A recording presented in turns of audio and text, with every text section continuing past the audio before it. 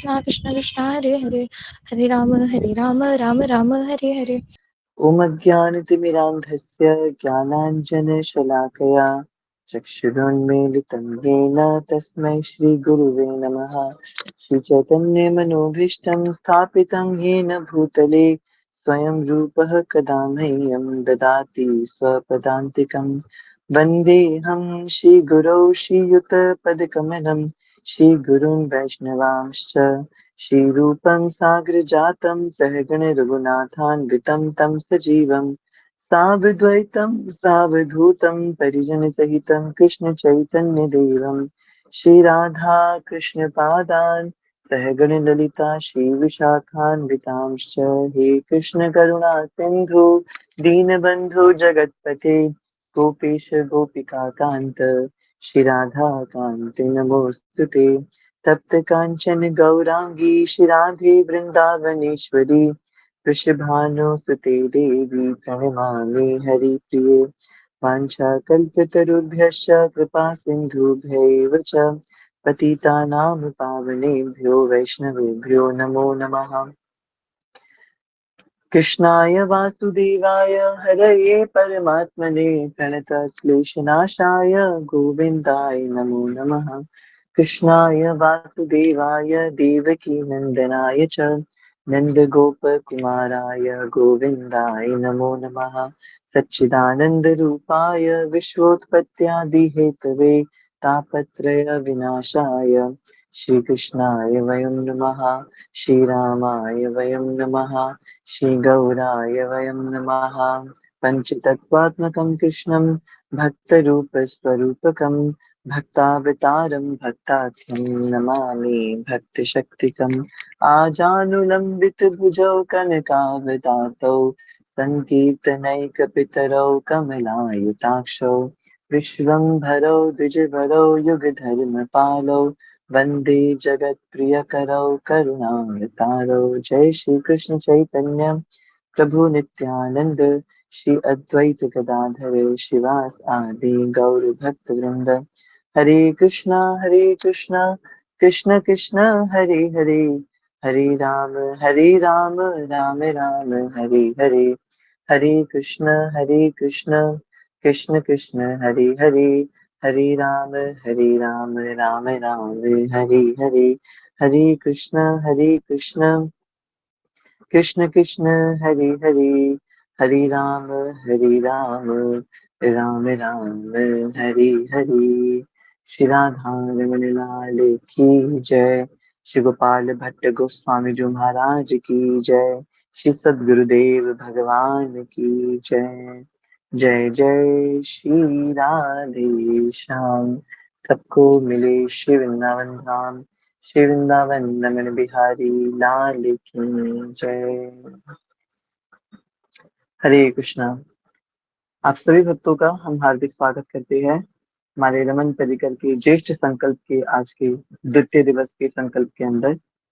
जैसे आप हम सबको विदित है, ज्येष्ठ मास के इस दिव्य संकल्प के अंदर हम लोग वैष्णव एटिकेट, वैष्णव सदाचार के ऊपर अपनी चर्चा को आगे बढ़ाते हुए अपनी इस दिव्य चर्चा को आगे लेके जा रहे हैं। कल की कक्षा के अंदर हमने वैष्णव सदाचार के बारे में चर्चा करनी प्रारंभ करी, इस भाव से कि किस प्रकार से वैष्णव सदाचार एक भक्त के जीवन को परिणत करते हैं, वैष्णव सदाचार एक भक्त के जीवन का आभूषण बनते हैं, वैष्णव सदाचार एक भक्त को भक्त बनाते हैं, एक असली भक्त को एक नकली भक्त से विलग करते हैं।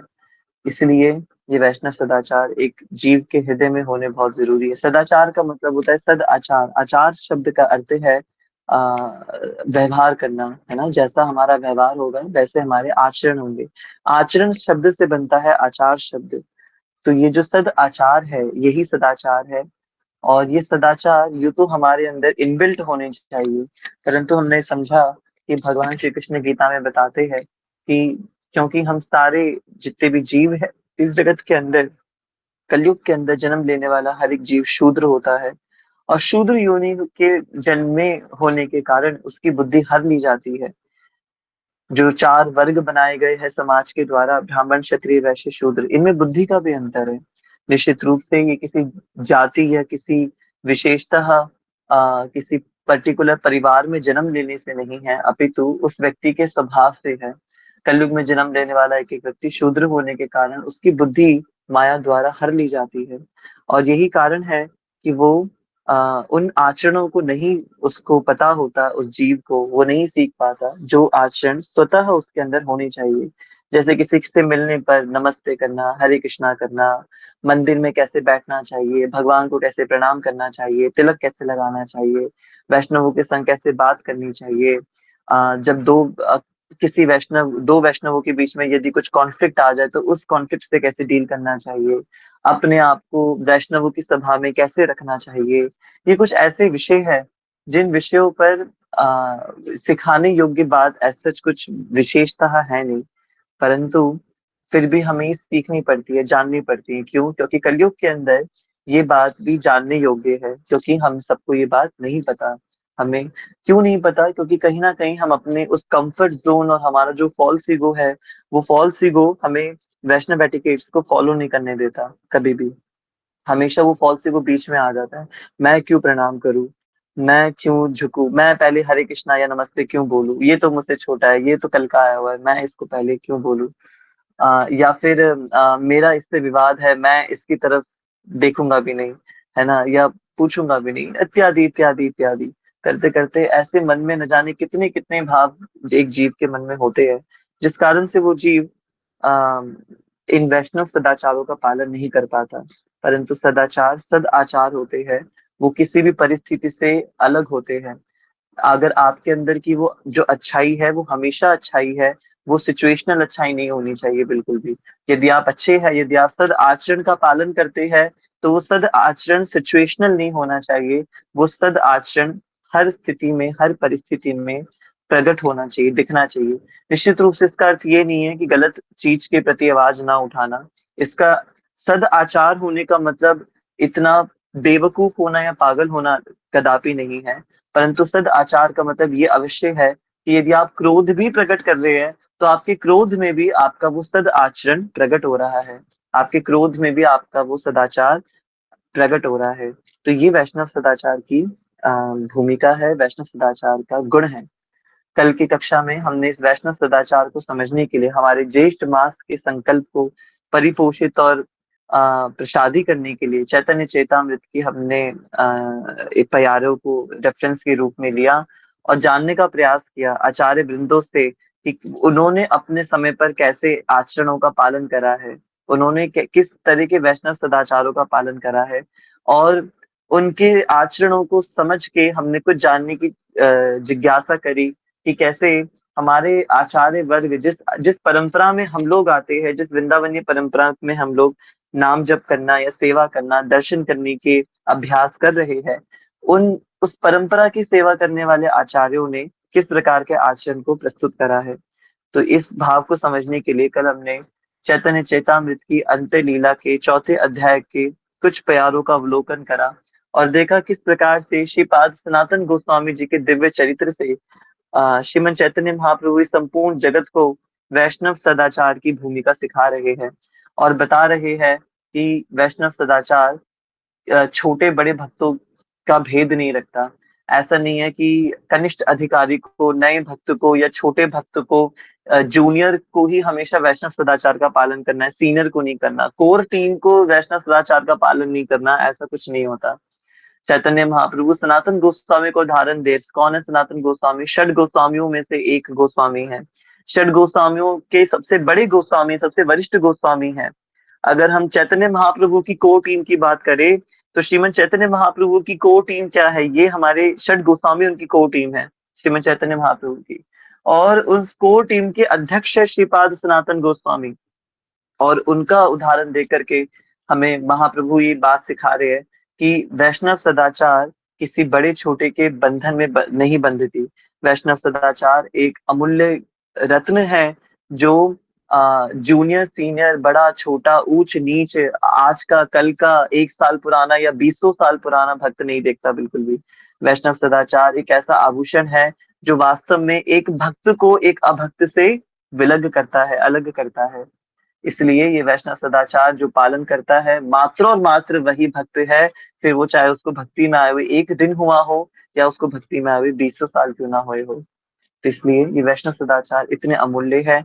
महाप्रभु बताते हैं किस प्रकार से श्रीमद चैतन्य महाप्रभु ने गौड़ देश से सभी भक्तों को आमंत्रित करा जगन्नाथपुरी धाम के अंदर। श्रीपाद सनातन गोस्वामी को आमंत्रित करा और सनातन गोस्वामी पाद और अन्य अन्य समस्त वैष्णव गौड़ देश यानी आज के बंगाल से सभी वैष्णवगण मायापुर धाम नवदीप धाम से और अलग अलग स्थानों से सब पधारते हैं। अ, आज के जगन्नाथपुरी धाम में पुरी धाम के अंदर पधारते हैं। महाप्रभु सबको जगन्नाथपुरी की दिव्य रथ यात्रा महोत्सव में शामिल करने के लिए सबको आमंत्रित करते हैं। सब भक्त लोग खूब आनंद से दिव्य रथ यात्रा महोत्सव मनाते हैं, उसका आनंद लेते हैं। सनातन गोस्वामी पाद चैतन्य महाप्रभु का दिव्य नर्तन देख करके अति प्रसन्न होते हैं। और जब रथ यात्रा का पर्व संपन्न हो जाता है तो चैतन्य महाप्रभु सभी वैष्णवों को 4 महीनों के लिए जो चतुर्मास का समय होता है, जो शुरू होता है श्रावण मास से, श्रावण भाद्र अश्विन और कार्तिक, इन 4 महीनों के लिए चौमासा के लिए चैतन्य महाप्रभु सभी वैष्णवों को पुरी में रहने की ही आज्ञा करते हैं। समस्त वैष्णवगण महाप्रभु के आज्ञा अनुसार पुरी धाम में ही अपना चतुर्मास करते हैं। इस चतुर्मास के दौरान श्रीमद चैतन्य महाप्रभु सनातन गोस्वामी पाद को आए हुए पधारे हुए समस्त वैष्णवों से मिलवाते हैं। श्री सार्वभौम भट्टाचार्य जी, श्री जगदानंद पंडित, श्री बकरेश्वर पंडित, श्री मुरारी गुप्त जी, श्री वरवेश्वर पंडित जी, श्री तपन मिश्र जी, जो रघुनाथ भट्ट गोस्वामी जी के पिताश्री है, आदि आदि आदि आदि समस्त वैष्णव जितने भी वैष्णव पधारते हैं उस समय पर, उन सभी वैष्णवों से श्रीमद चैतन्य महाप्रभु सनातन गोस्वामी जी की दिव्य भेंट कराते हैं। और महाप्रभु कहते हैं कि सनातन गोस्वामी जी आप इन सब वैष्णवों की चरण वंदना कीजिए। और सनातन गोस्वामी उन सबको खूब साष्टांग प्रणाम करते हैं, सबकी चरण वंदना करते हैं। इसके पीछे का भाव कल हमने समझा था, क्यों करवा रहे महाप्रभु ये सब, ताकि इन सारे भजनानंदी वैष्णवों की चरण वंदना करके सनातन गोस्वामी को इन सभी वैष्णवों की कृपा मिलेगी। और कृपा में क्या मिलेगा, जो इन वैष्णवों ने कई कई वर्षों तक जो एकदम निष्ठ भाव से भजन किया है, वो भजन सनातन गोस्वामी जी को प्राप्त होगा उन वैष्णवों की चरण वंदना करने से। वो भजन प्राप्त होगा सनातन गोस्वामी को। ये इस भाव को धारण करके श्रीमन चैतन्य महाप्रभु ने सनातन गोस्वामी पाद से इन समस्त आचार्य वृंदों की, इन समस्त वैष्णव वृंदों की स्तुति करवाई, चरण सेवा करवाई, ताकि सनातन गोस्वामी पाद को उन सबकी दिव्य कृपा प्राप्त हो। तत्पश्चात जब ये सारी लीला संपन्न हो जाती है, चौमासा शांत हो जाता है, कार्तिक के बाद समस्त वैष्णव जो गौड़ देश से आए थे वो अपने देश यानी बंगाल मायापुर नवदीप धाम वापस लौट जाते हैं। परंतु सनातन गोस्वामी नहीं लौटते। उनको तो श्रीमद चैतन्य महाप्रभु के चरणों से इतना अनुराग था कि वो महाप्रभु के ही चरणों में रहना चाहते थे। तो सनातन गोस्वामी पुरी में ही रह जाते हैं और वो पुनः अपने गौड़ देश मायापुर धाम नहीं जाते। और सनातन गोस्वामी महाप्रभु के संग में जगन्नाथपुरी धाम के अन्य अन्य उत्सवों को भी अटेंड करते हैं, अन्य अन्य उत्सवों को भी उनके साक्षी बनते हैं। डोल उत्सव जो हमने कल पढ़ा था, उस उत्सव के साक्षी बनते हैं। और फिर वैशाख के महीने में सनातन गोस्वामी आ जाते हैं। वैशाख का महीना करते करते आ जाता है और श्रीमन चैतन्य महाप्रभु विचार करते हैं, श्रीपाद सनातन गोस्वामी को पूरी धाम में आए हुए 1 वर्ष होने वाला है। वैशाख का महीना संपन्न होने वाला है, अब ज्येष्ठ का महीना शुरू होने वाला है। चैतन्य महाप्रभु विचार करते हैं सनातन गोस्वामी जी की परीक्षा ली जाए। क्यों परीक्षा ले रहे हैं? क्योंकि चैतन्य महाप्रभु गुरु है सनातन गोस्वामी पाद के। तो क्या विचार कर रहे हैं कि अब सनातन गोस्वामी पाद की परीक्षा ली जाए, टेस्ट लिया जाए कि क्या श्रीपाद सनातन गोस्वामी षट गोस्वामियों के वरिष्ठ गोस्वामी बनने योग्य है या नहीं है। तो ज्येष्ठ मास का चुनाव करा श्रीमन चैतन्य महाप्रभु ने ये चेक करने के लिए कि क्या ये उचित गोसाई है या नहीं है, कहीं ये अभी भी दूषित तो नहीं है, क्या सभी वैष्णवों की जो मैंने इनको कृपा दिलवाई है, गौड़ देश से आए हुए समस्त वैष्णवों की चरण वंदना करके जो अपार कृपा सनातन गोस्वामी जी को प्राप्त हुई है, क्या उस कृपा को लेने के ये सुपात्र थे या नहीं थे? क्या उस कृपा को पचा पाए हैं या नहीं पचा पाए? इतने महान वैष्णव सार्वभौम भट्टाचार्य जी उनके आगे खड़े हैं, श्री स्वरूप दामोदर गोस्वामी जी उनके आगे खड़े हैं, ऐसे नित्यानंद प्रभु साक्षात खड़े हैं, अद्वैत गोसाई जी उनके सामने खड़े हैं, श्री गदाधर पंडित, श्री मुरारी गुप्त जी खड़े हैं। इन सारे आचार्यों की सनातन गोस्वामी पाद ने चरण वंदना करी है। महाप्रभु देखना चाहते हैं क्या इस कृपा को पचाने की शक्ति है सनातन गोस्वामी में या नहीं है। इसलिए विचार करा कि सनातन गोस्वामी जी की परीक्षा ली जाए। और ऐसा विचार करके एक बार श्रीमन चैतन्य महाप्रभु जगन्नाथपुरी स्थित श्री वर्णेश्वर महादेव का जो दिव्य बगीचा होता है, उस बगीचे में पधारते हैं। वहां के वैष्णव महाप्रभु से विनती करते हैं कि हे श्रीमन चैतन्य महाप्रभु, आप यहाँ पे आए हैं, कृपया आप हमारे यहाँ से भोजन प्रसादी स्वीकार करें।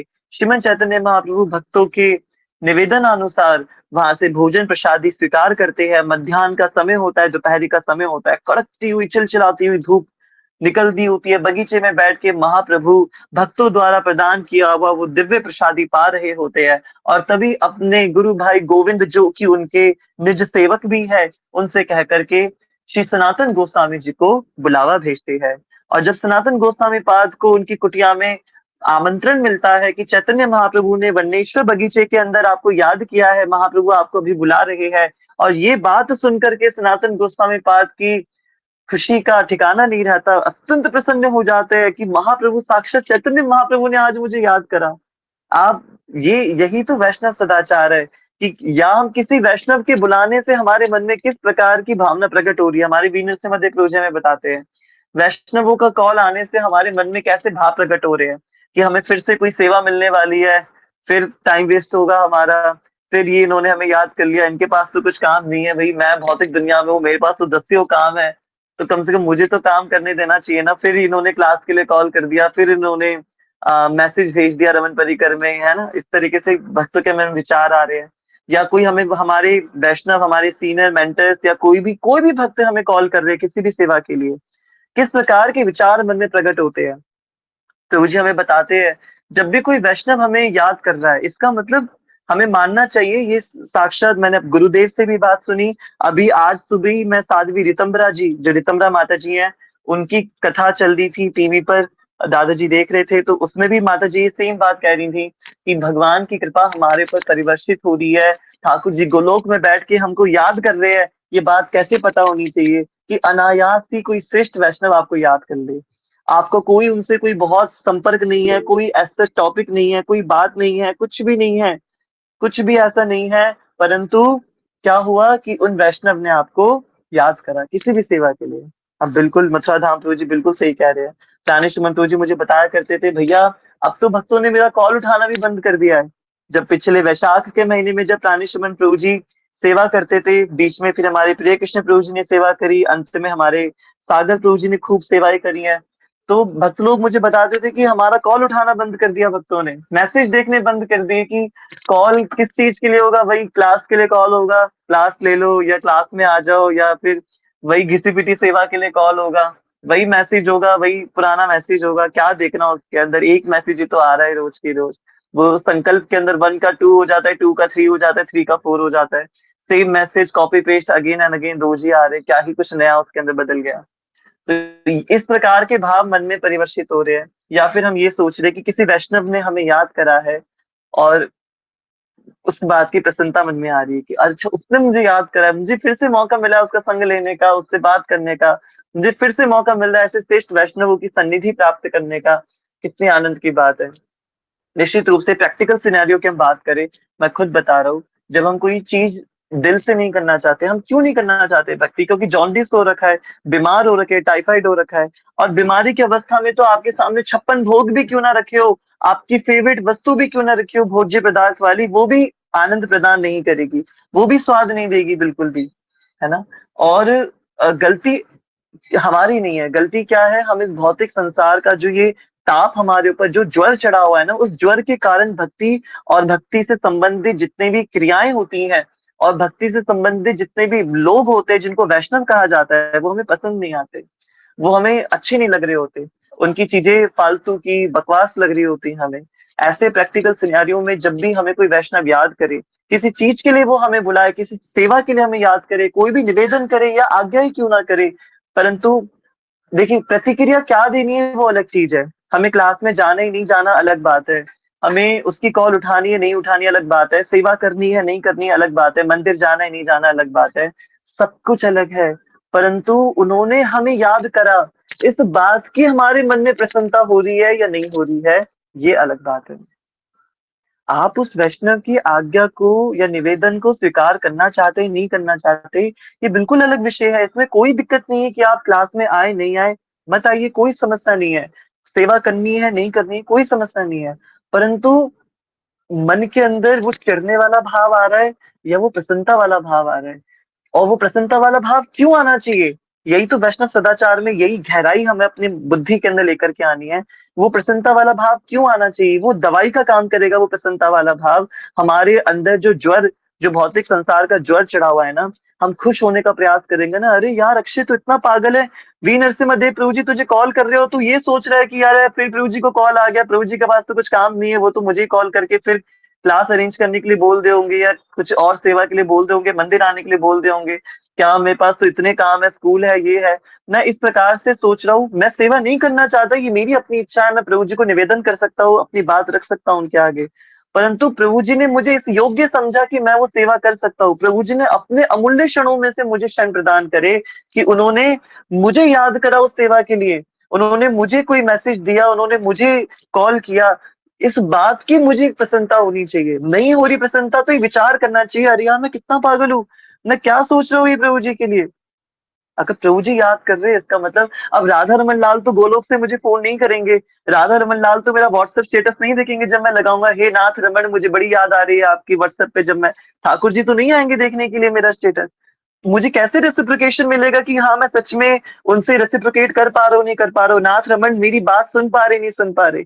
तो वो कैसे पता चलेगा जब कोई वैष्णव हमें याद कर रहा है, जब कोई सच में। और हमें एक बात मन में रखनी चाहिए, हरे कृष्ण महामंत्र की माला करने वाला, डुप्लीसिटी वाली माला नहीं, दूसरों को दिखाने वाली माला नहीं, हृदय से जो माला करने वाला व्यक्ति है, चाहे वो एक माला ही क्यों ना कर रहा हो, अरे 51 नाम जबकि क्यों ना कर रहा हो, वो वैष्णव है, वो निश्चित रूप से वैष्णव है, वो प्रणम्य है, वो वांछा कल्पतरु है। हमें बिल्कुल भेद नहीं करना चाहिए कि 16 माला वैष्णव अलग है और एक माला आधी माला वाला वैष्णव अलग है। ये हमारी क्या औकात, हम कंपेयर कैसे कर सकते हैं कि 16 माला का हरिनाम बड़ा है और एक माला का हरिनाम छोटा है, कैसे इस बात की तुलना हो सकती है। वैष्णव तो वैष्णव है। तो इसलिए मन को समझाना चाहिए कि भाई मैं किस प्रकार से सनातन धर्म क्या है, मैं किस प्रकार से अपने हृदय को ऐसा बनाऊं। प्रैक्टिकल सिनेरियो में हमें सीखे आगे से कभी भी कोई भी वैष्णव, चाहे वो कौन से हो, निमाय पाठशाला से हो, रमन परिकर से हो, अगेन एक बात विचारणीय है, जैसे सत्र की शुरुआत में हमने एक बात अच्छे से समझी थी कि वैष्णव होना या त्रिनादपि सुनी चेन का मतलब ये नहीं है, ये वैष्णव सदाचार हमें नपुंसक बनना या फिर हमें बेवकूफ बनना, पागल बनना नहीं सिखाते बिल्कुल भी। बुद्धि बुद्धिशीलता के साथ कार्य करना वैष्णव सदाचार सिखाते हैं। निश्चित रूप से अभी मैंने कहा हर किसी को वैष्णव मान लेना ये भी अनुचित है, ये भी पूर्णतः अनुचित है। मन में ये भाव जरूर पता होना चाहिए कि देखिए आप यदि सच्चे हैं ना, तो सच्चा व्यक्ति आपको खुद परिवर्तित, आपको खुद प्रकट हो जाएगा। हम डुप्लीकेट है तो हमें लोग भी डुप्लीकेट मिलेंगे, संग भी डुप्लीकेट होगा, आनंद भी उन लोगों के साथ ही आएगा। तो फिर तो कुछ कर ही नहीं सकते। पर क्योंकि हम सच्चे राह की ओर आगे बढ़ रहे हैं ना, अगर हम सच्चे हैं, हमारा हृदय सच्चा है, हृदय साफ है, तो निश्चित रूप से लोग भी हमें साफ मिलेंगे, सच्चे हृदय वाले लोग मिलेंगे। और अगर किसी में कुछ उल्टी सीधी चीजें भी होंगी, किसी में कुछ गड़बड़ भी होगी, तो वो गड़बड़ हमारे सामने प्रकट हो जाएगी, है ना। वो गड़बड़, प्रिय कृष्ण प्रभु कुछ कह रहे हैं आप? रुक जा रुक जा, आराम से निकाल। प्रिय कृष्ण प्रभु जी, आई थिंक प्रभु जी, प्रिय कृष्ण प्रभु आप कुछ कहना चाह रहे हैं?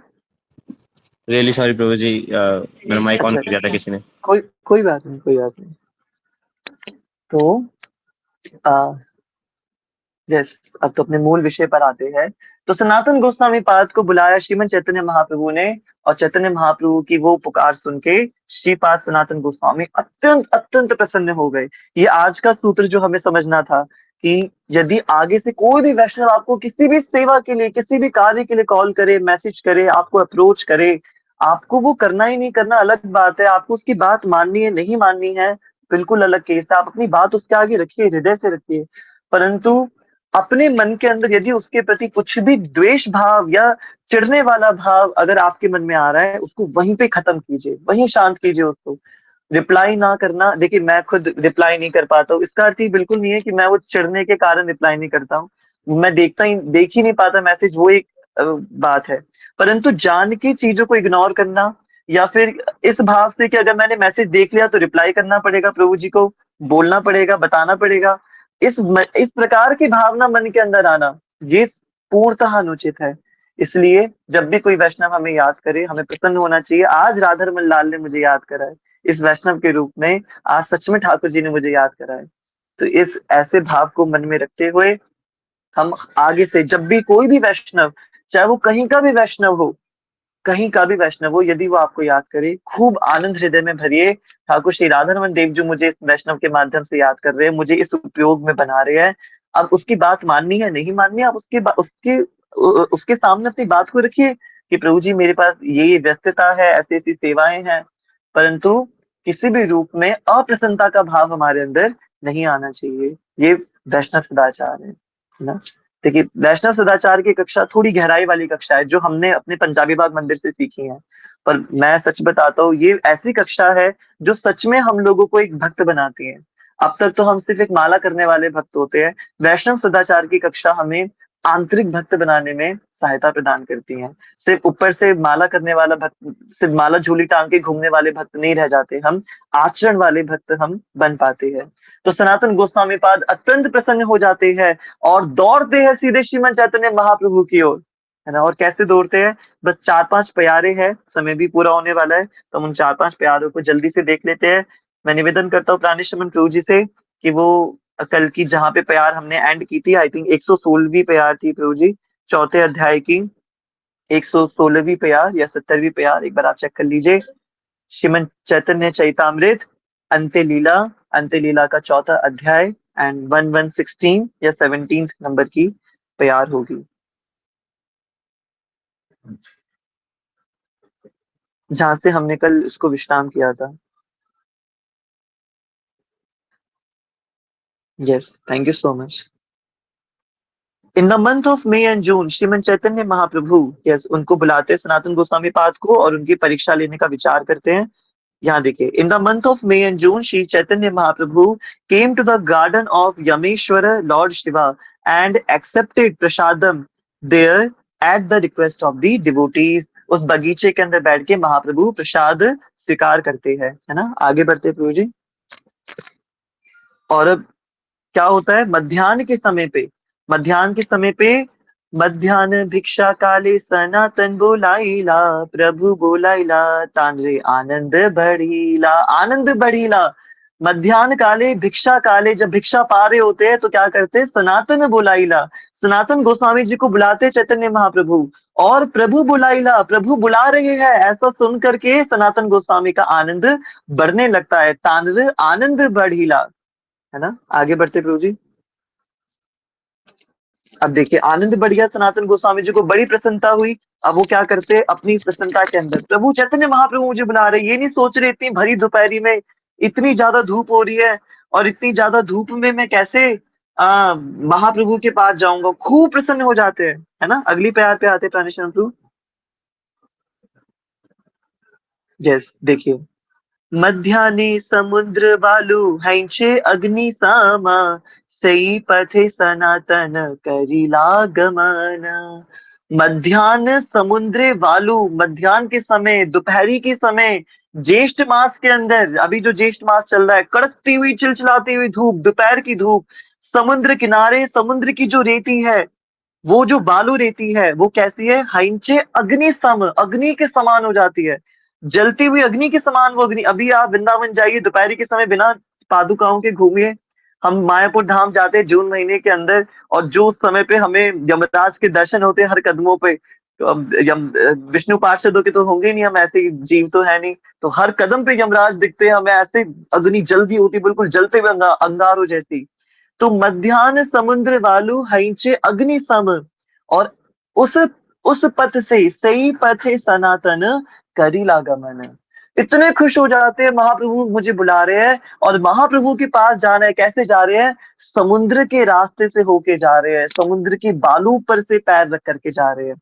और वो बालू रेत कैसी हो गई है? अग्नि के समान हो गई है ना। ट्रांसलेशन पे आते प्रभु जी।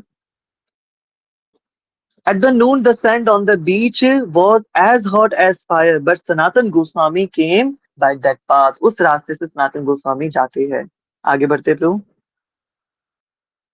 देखिए अब कितना सुंदर चरित्र सनातन गोस्वामी जी का हमें उनकी ऑस्टेरिटी और तपस्या यहाँ पे देखने को मिलेगी। प्रभु बोला नीचे ए आनंदिता माने, तप्त बालू कते पापोड़े ताहा नहीं जाने। प्रभु बोला नाचे, प्रभु ने मुझे बुलाया है। ऐ आनंदिता मने, ऐसा अपने मन में सोच के आनंदित हो रही है। और तप्त वालुकते यानी तपती हुई बालू पर पैर रखने से, पा का मतलब होता है पैर। पैरों में क्या हो गए? पोड़े पड़ गए। पोड़े यानी जल गए पैर, बिल्कुल ब्लिस्टर्ड हो गए, एकदम नीचे से पैर जल गए। कहा नहीं जाने, इसके बाद भी सनातन गोस्वामी ने उस पर ध्यान नहीं दिया, इस बात को समझ नहीं पाए कि मेरे पैर जल गए हैं। बस मन में खुश हो रहे कि मुझे महाप्रभु ने बुलाया है ना। ट्रांसलेशन पे आते प्रभु। Overwhelmed by joy at being called by Sriman Chaitanya Mahaprabhu, Sanatan Goswami Pad did not feel that his feet were burning in the hot sand. जलती हुई रेत में उनके पैर जल रहे हैं, ये बात समझ ही नहीं पाए, इस बात को फील ही नहीं कर पाए, जान ही नहीं पाए। यस जी, आगे बढ़ते हैं। अब देखिए, दुई पाई पोक्षा हैला तबु गेला प्रभु स्थाने, भिक्षा करी महाप्रभु करिया छे न विश्रामे। दुई पाए पोक्षा हैला, पोक्षा का मतलब है एकदम फोड़े हो गए पैरों के अंदर, ब्लिस्टर्ड हो गए बिल्कुल, दोनों पैरों में फोड़े पड़ गए। तबु गेला प्रभु स्थान है, उसके बाद भी प्रभु के स्थान पर गए जहां चैतन्य महाप्रभु विराज रहे थे, उसके बाद भी उस स्थान पर गए। और महाप्रभु जब वहां पहुंचे सनातन गोस्वामी, तो महाप्रभु क्या कर रहे थे? महाप्रभु ने प्रसाद पा लिया था और महाप्रभु विश्राम कर रहे थे। महाप्रभु करिया छे न विश्राम में सो रहे थे, महाप्रभु रेस्ट कर रहे थे, है ना। टू जी translation. Although the soles of his feet were blistered because of the heat, he nevertheless went to Chaitanya Mahaprabhu. फिर भी वो चैतन्य महाप्रभु के पास गए, जबकि उनके दोनों पैर के तलुए क्या हो गए? जल गए बुरी तरीके से। उसके बाद भी nevertheless went to Shriman Chaitanya Mahaprabhu. There he found that the Lord, having taken his lunch, was resting. Chaitanya Mahaprabhu अपना लंच कर चुके हैं और वो विश्राम कर रहे हैं। यस प्रभु जी। अब देखिए क्या होता है आगे। भिक्षा अवशेष पात्र गोविंद तारे दीला, प्रसाद पाना सनातन प्रभु पासे आईला। तो जब देखते हैं महाप्रभु विश्राम कर रहे हैं, तो गोविंद जो चैतन्य महाप्रभु के पर्सनल सर्वेंट है, उनके गुरु भाई है और उनके सेवक भी है, तो गोविंद देखते हैं सनातन गोस्वामी पाद आए हैं और सनातन गोस्वामी पाद से कहते हैं ये लीजिए महाप्रभु का उच्चिष्ट पाइए। ये श्रीमन चैतन्य महाप्रभु का उच्चिष्ट सनातन गोस्वामी को प्रदान करते हैं, उनका झूठा प्रसादी सनातन गोस्वामी को प्रदान करते हैं और सनातन गोस्वामी महाप्रभु का उच्चिष्ट पा करके श्रीमन चैतन्य महाप्रभु के पास आते हैं, है ना। ट्रांसलेशन पढ़ते प्रभु। So Govind gave Sanatana Goswami the plate with the remnants of Lord Chaitanya Mahaprabhu's food. After taking the prasadam, Sanatan Goswami approached Lord Srimad Chaitanya Mahaprabhu. प्रसाद पाने के बाद, महाप्रभु का उच्चिष्ट पाने के बाद, सनातन गोस्वामी चैतन्य महाप्रभु के पास आके बैठते हैं। जय प्रभु जी। अब देखिए, अब महाप्रभु जागते हैं, है ना, निद्रा से, और जाग के देखते सनातन गोस्वामी पाद आए। आते ही क्या पूछते हैं श्रीमन चैतन्य महाप्रभु?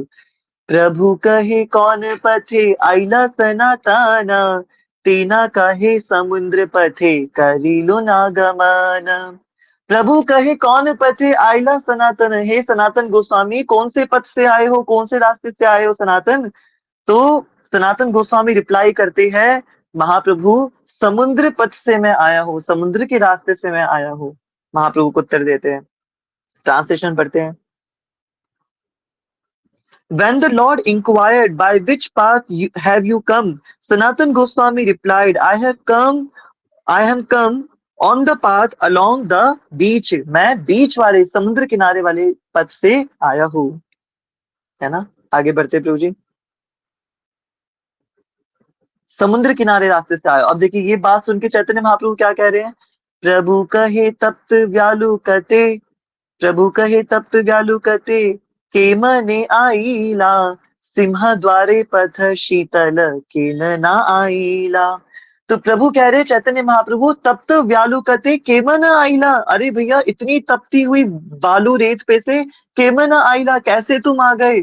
सिंह द्वारे पथे शीतल, जो सिंह द्वार है जगन्नाथपुरी मंदिर से अंदर से होकर के आते, तुम उस तरफ थे, तुम्हें इस तरफ आना था, तो जगन्नाथपुरी मंदिर के अंदर से होकर के आते, सिंह द्वार से पार होते, वो बहुत ही शीतल स्थान है, वहां से क्यों नहीं आए तुम, है ना। सिंह द्वारे पथ शीतल केन ना आईला, वहां से क्यों नहीं आए सिंह द्वार से। तो ट्रांसलेशन पढ़ते हैं। Sriman Chaitanya Mahaprabhu said, "How did you come along the beach where the sand is so hot? Why didn't you come by the path in the front of Simhadwar gate?" तुम सिंहद्वार के गेट से क्यों नहीं आए, है ना। ऊपर करिए प्रभु जी थोड़ा सा, तुम सिंह द्वार के गेट से क्यों नहीं आए। इट इज वेरी कूल, वो बहुत ज्यादा शीतल है। सिंह द्वार क्या है, सिंह द्वार जगन्नाथपुरी मंदिर के जो 4 द्वार है अलग अलग दिशाओं में, उसमें से जो ईस्ट वाली, जो पूर्व दिशा की ओर जो द्वार है जगन्नाथपुरी मंदिर का, वो सिंह द्वार है। तो महाप्रभु कह रहे तुम सिंह द्वार से क्यों नहीं आए, वो तो इतना शीतल द्वार था, तुम इतनी तपती हुई रेत पे से कैसे आ गए। अब देखिए क्या कह रहे सनातन गोस्वामी अगली प्यार में, देखिए बहुत सुंदर प्यार है। तप्त वालु कया तुम्हार पया हैला वरना, चलीते ना पारा के मना करीला सहाना। अरे सनातन गोस्वामी जी, तप्त व्यालु कया तुम्हार, तप्त तपती हुई ब्यालू के कारण, तपती हुई बालू के कारण, इस रेत के कारण, तुम्हारे पाया हाइला वर्ण, तुम्हारे जो पैर है वो वर्ण हो गए, जल गए बुरी तरीके से। चलीता ना पा रहे, तुम चल भी नहीं पा रहे हो। केमना करीला सहन, तुम ये कैसे सहन कर पा रहे हो, तुम ये पीड़ा को कैसे सहन, चल भी नहीं पा रहे हो तुम सही से, ये पीड़ा को तुम कैसे सहन कर पा रहे हो, तुम कैसे चल करके आ गए इस तपती हुई रेत पे से, है ना। आइए प्रभु जी ट्रांसलेशन पे आइए। The hot sand must have blistered your soul. Now you cannot walk. How did you tolerate it? तुम कैसे सहन कर रहे हो इस पीड़ा को। अब देखिए आगे बढ़ते हैं। सनातन कहे दुख बहुत न पाइलुन, पाए वर्ण हैंचे ताहा न जानी लुन। अरे महाप्रभु, हे श्रीमन चैतन्य महाप्रभु, सनातन गोस्वामी क्या कह रहे हैं, दुख बहुत ना पाइलून। अरे नहीं नहीं महाप्रभु, बहुत कोई कष्ट वाली बात नहीं है। दुख बहुत ना पाइलून, बहुत दुख नहीं पाया मैंने। पाए वर्ण हैंचे ताहा ना जाली, मेरे पैर जल गए ये तो मुझे पता भी नहीं चला। ना जालिनून, ये तो मुझे पता भी नहीं था, आप बता रहे हो तो मेरी नजर गई मेरे पैरों पर। ना जालिनून, मुझे तो पता भी नहीं था कि मेरे पैर जल गए हैं। मैंने कोई दुख प्राप्त नहीं करा है महाप्रभु, मैंने कोई पीड़ा प्राप्त नहीं करी है। ट्रांसलेशन पढ़ते प्रभु जी।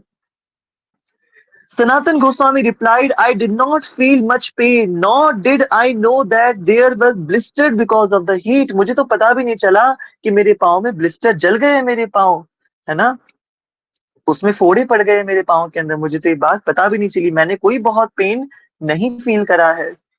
यस प्रभु जी। अब देखिए, सिंह द्वारे यही मोरा नहीं अधिकार, विशेष ठाकुरेर ताहा सेवा, सेवा केरा प्रचार। हे श्रीमन चैतन्य महाप्रभु, सिंह द्वार यही मोरा, सिंह द्वार से आना नहीं अधिकार, मेरा अधिकार नहीं है सिंह द्वार से आना, यानी मंदिर के अंदर से पार करके सिंह द्वार से आने का मेरा अधिकार नहीं है। क्यों नहीं है, क्योंकि उस द्वार के आसपास विशेषतः ठाकुर श्री जगन्नाथ महाप्रभु के सेवायत निरंतर आते जाते रहते हैं, निरंतर आते जाते रहते हैं, इसलिए मैं सिंह द्वार की तरफ से नहीं आ सकता हूँ। तो देखिए ट्रांसलेशन पढ़ते प्रभु जी, क्या लिखा है, I have no right to pass by the Simha Dwar, for the servant of Jagannath are always coming and going there. Jagannath Mahaprabhu के जो सेवायत है वो बार बार वहां से आते जाते रहते हैं, मैं सिंह द्वार से आने का मेरा अधिकार नहीं है, वो तो सेवायतों का अधिकार है वहां से आना जाना, है ना। यस प्रभु जी आगे बढ़िए। देखिए, सेवक गत गति करे नहीं अवसर, तार स्पर्श हईले सर्वनाश हबे मोर। सेवक गति गति करे, वहां से सेवक जितने भी है जगन्नाथ जी के, वो आना जाना करते रहते हैं, इसलिए मुझे अवसर नहीं मिलेगा कि जगह खाली हो जिस टाइम पे कोई भी सेवक वहां से ना गुजरे, क्योंकि पूरे दिन ही सेवक आते जाते रहते हैं, कभी वो स्थान खाली होता ही नहीं है, अवसर ही नहीं मिलता। इसलिए अगर मैं गलती से भी उस स्थान से गया और मेरा स्पर्श किसी भी अन्य सेवक को हो गया, तो क्या होगा, मेरा सर्वनाश हो जाएगा। सनातन गोस्वामी कह रहे हैं कि यदि मेरा स्पर्श किसी सेवक को हो गया तो मेरा सर्वनाश हो जाएगा। ट्रांसलेशन देखिए Prabhu ji, the servant are always coming and going without interval, if I touch them I shall be ruined, मैं खत्म हो जाऊंगा महाप्रभु, नाश हो जाएगा मेरा। सर्वेंट वहां से आते जाते रहते हैं। परपट के अंदर शिला प्रभुपाद बताते हैं हमें कि यहाँ पे डीटी वर्शिप की स्टैंडर्ड को भारत के अंदर कैसे फॉलो किया जाता है, उसके बारे में बात की गई है कि विग्रह सेवा के अंदर चाहिए कि जो भी पुजारीगण हैं वो हमेशा इस बात का ध्यान रखे कि वो कभी भी किसी भी आउटसाइडर से, किसी भी बाह्य व्यक्ति से स्पर्श ना करे। इतनी शुद्धता का ध्यान विग्रह सेवा के अंदर भारतीय मंदिरों में रखा जाता है। क्या लिखा है यहाँ पे, हेयर इन परपट के अंदर देखिए, herein it is very clearly indicated that the priest performing deity worship should be very careful to keep themselves completely pure and not to be touched by the outsiders, किसी भी outsider से नहीं छूना है। किसको नहीं स्पर्श होना है, पुजारियों को। इसलिए Sanatana Goswami and Srila Haridas Thakur, thinking themselves Malechas and Yavanas because of their past association with Muslims, did not enter the temple or even travel on the path in the front of the temple gate। इसलिए सनातन गोस्वामी और श्रीला हरिदास ठाकुर, आपको पता है हरिदास ठाकुर एक बार भी जगन्नाथ मंदिर के अंदर उन्होंने प्रवेश नहीं किया, एक बार भी महाप्रभु का दर्शन करने, जगन्नाथ महाप्रभु का दर्शन करने नहीं आए। चैतन्य महाप्रभु रोज जगन्नाथ जी का महाप्रसाद लेकर के श्रीला हरिदास ठाकुर जी के सिद्ध बकुल वाले स्थान पर जाया करते थे। हम वैष्णव सिद्ध बकुल का दर्शन करके आए हैं जगन्नाथपुरी के अंदर, महाप्रभु प्रसादी लेकर के जाते थे हरिदास ठाकुर के लिए सिद्ध बकुल पर हरिदास ठाकुर कभी जगन्नाथ मंदिर में उन्होंने प्रवेश नहीं करा। क्या सोच के नहीं किया कि मैं तो मलेच्छ इंसान हूँ, यवन हूं, मैं मुस्लिम धर्म से संबंध है मेरा, और इस अपने आप को मलेच्छ मान करके कभी मंदिर में प्रवेश नहीं करा। और यही बात सनातन गोस्वामी कह रहे कि भाई मैं तो मुस्लिम शासक के वहां पे उसका फाइनेंस मिनिस्टर बन के मैं वहां पे कार्यरत था, इस कारण से मैं भी मलेच्छ हूँ, मेरा कोई अधिकार नहीं है मंदिर के अंदर जाके सेवायतों को, सेवायतों से अगर मैं छू गया क्योंकि मैं मलेच्छ इंसान हूँ तो मेरा नाश हो जाएगा। सनातन गोस्वामी हरिदास ठाकुर की ये स्टैंडर्ड थे, इतने पवित्र होने के बाद भी अपने आप को मिलेच्छ और यवन मान के ऐसी चेतना रखते हुए अपने ऊपर पीड़ा सहन कर रहे हैं पर मंदिर के अंदर से प्रवेश नहीं कर रहे हैं, है ना। इसलिए ये हमारे भारतीय मंदिरों के अंदर it is customary for the priest of the temple in India not even to touch outsiders और enter the deity room after having been touched, this is very important item in the temple worship. इसलिए हमारे राधा रमन जी में भी आपने देखा होगा जो गोसाई जी सेवायत में होते हैं, पूरी अपरस की सेवा होती है, और बिल्कुल वैष्णव एटिकेट्स में हम लोग सीखेंगे वृंदावन में एक एक चीज का ऐसा होता है ना कि किसको छुआ किसको नहीं छुआ। बाथरूम में स्नान करने के लिए भी जा रहे हो तो वो हैंडल जो छू रहे हैं उसको भी धोया जाता है, वैष्णव प्रणाली के अंदर हमें सिखाया गया स्कॉन में। तो इस तरह की सेवाएं हम सीखते हैं अपने वैष्णव एटिकेट्स की इन कक्षाओं के अंदर, है ना।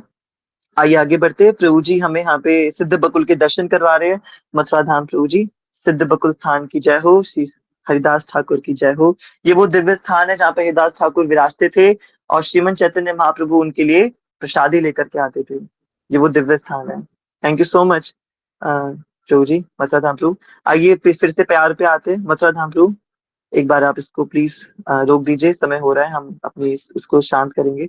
प्रभु जी एक बार यस ट्रांजिशन। प्रभु जी अगली प्यार पे आइए। आप देखिए क्या बोल रहे हैं इसके बाद, जब ये सुना श्रीमन चैतन्य महाप्रभु ने, इस बात को सुना कि सनातन गोस्वामी इसलिए नहीं आए क्योंकि उनको डर था कि कहीं उनसे कोई स्पर्श ना हो जाए, और अगर स्पर्श हो गया तो फिर वो अपना नाश हो जाएगा, सनातन गोस्वामी ऐसा मान रहे हैं। तो चैतन्य महाप्रभु क्या कहते हैं, सुनी महाप्रभु मने संतोष पाईला, तुष्ट हईने तांद्रा किछु कहिते लागीला। सुनी महाप्रभु मने संतोष पाइला। ये बात महाप्रभु सुनकर के संतोष को प्राप्त करते हैं। कल की कक्षा में हमने श्रवण किया था कि महाप्रभु परीक्षा लेने वाले थे ज्येष्ठ मास में सनातन गोस्वामी की। परीक्षा संपन्न हुई सनातन गोस्वामी पाद की। संतोष हुआ चैतन्य महाप्रभु को कि ये जो मेरी कोर टीम बनने जा रही है, महाप्रभु की जो कोर टीम बनेगी, हमने समझा ना, ऐसा नहीं है कि कोर टीम के लिए कोई रूल्स एंड रेगुलेशंस नहीं होते। महाप्रभु की कोर टीम है ये षट गोस्वामी वृंदों की, और उस कोर टीम की अध्यक्ष है हमारे सनातन गोस्वामी पाद। महाप्रभु जो अपनी टीम बनाने जा रहे हैं, उस टीम के जो वरिष्ठ आचार्य श्रीपाद सनातन गोस्वामी, वो वरिष्ठ बनने के योग्य है या नहीं है। महाप्रभु संतोष पाइला, सुनी महाप्रभु मने संतोष पाइला, तुष्ट है तान रखी छू कहिते लगीला। और मन में संतोष धर के महाप्रभु सनातन गोस्वामी से कुछ कहने लगे। क्या कहने लगे, कल की कक्षा में हम इसको पढ़ेंगे। Having heard all these details, Shriman Chaitanya Mahaprabhu greatly pleased and spoke as follows. कुछ महाप्रभु ने दिव्य वचन कहे, और उन वचनों को कल की क्लास में टू बी कंटिन्यूड, हम इसको ऐसे जारी रखेंगे। आज की कक्षा को यही विश्राम करते हैं। श्रीपाद सनातन गोस्वामी जी की जय, श्रीमन चैतन्य महाप्रभु की जय, अनंत कोटि वैष्णव गौर भक्त वृंद की जय, समस्त आचार्यों द्वारा प्रदत्त किए गए समस्त वैष्णव सदाचारों की जय, श्री राधा रमण लाल की जय। तो बहुत सुंदर सुंदर चीजें हम सीख रहे हैं। देखिए, मुझे आज भी याद है हैग्री भक्त प्रभु जी हमसे कहा करते थे, कितना भी वैष्णव एटिकेट सिखा लो, भक्तों को करना वही होता है जो उनके मन में आती है बात। कितनी बार प्रभु जी हमसे कहते थे जब वैष्णव एटिकेट्स की क्लास चलती थी, कितना भी वैष्णव एटिकेट सिखा लो, कितना भी वैष्णव सदाचार सिखा लो, करना वही होता है जो उनके मन में हो, ऐसा नहीं हमें करना।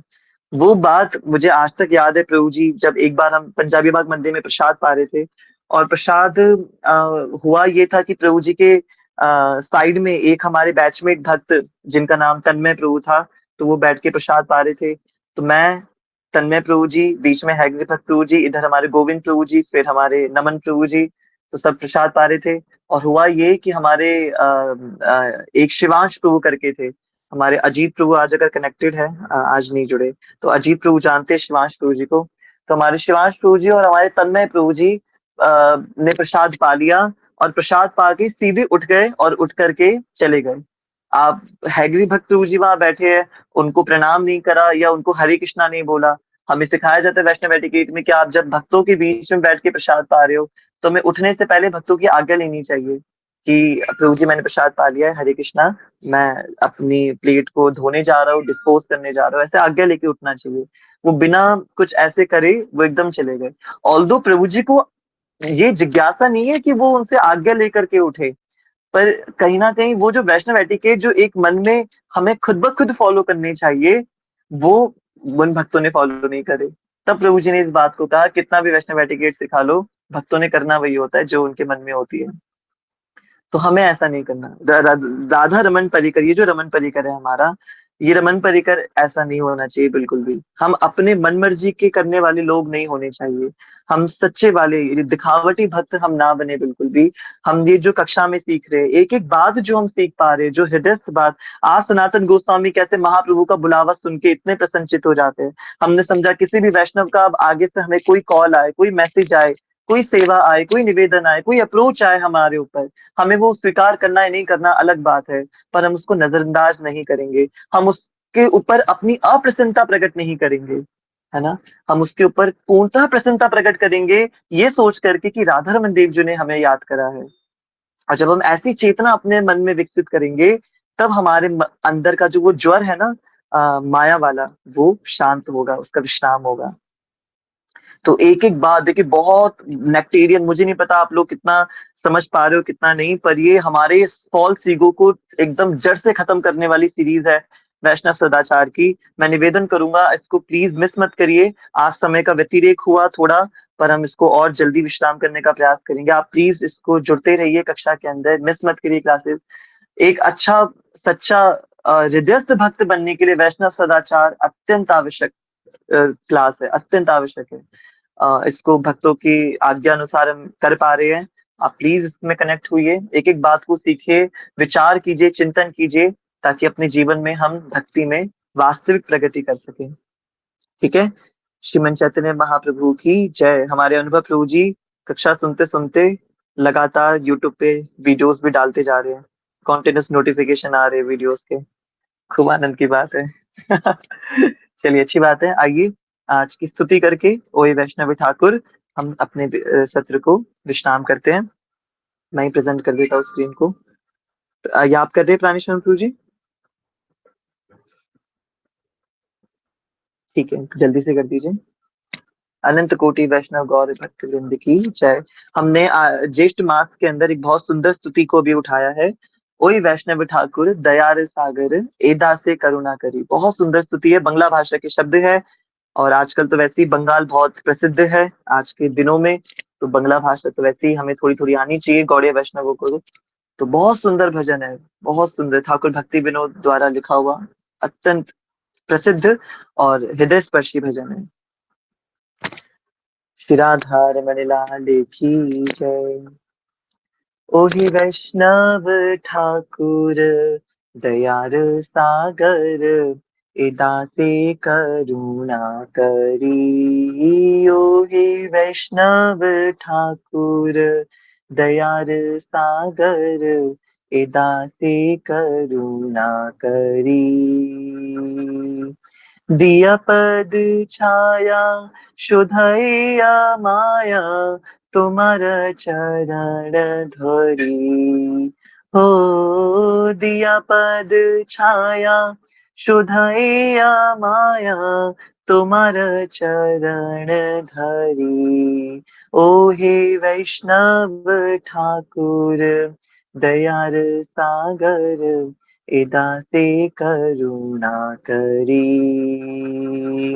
क्षय वेग दमी क्षय क्षय दोष शोधी क्षय गुण देह दासे।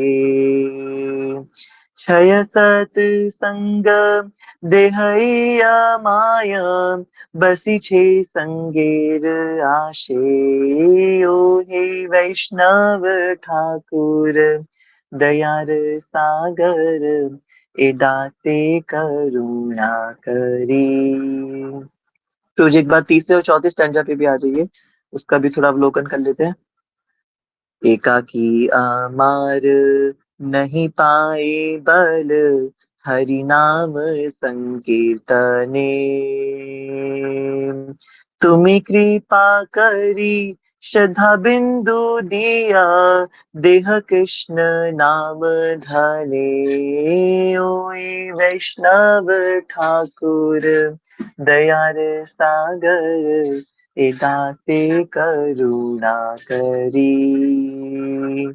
कृष्ण से तुम्हार कृष्ण दीते पार तुम्हार शक्ति आछे। अमित कंगाल कृष्ण कृष्ण बलि धाई तव पाछे पाछे। हो अमित कंगाल कृष्ण कृष्ण बलि धाई तव पाछे पाछे।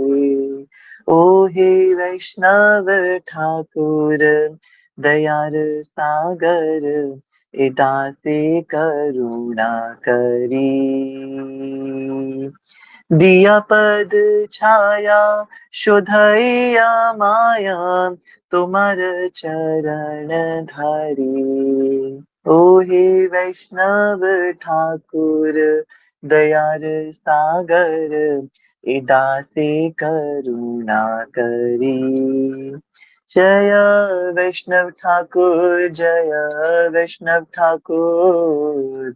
वैष्णव ठाकुर जय वैष्णव ठाकुर जय वैष्णव ठाकुर जय वैष्णव ठाकुर। वैष्णव ठाकुर जय वैष्णव ठाकुर। अनंत कोटि वैष्णव गौर भक्त वृंद की जय।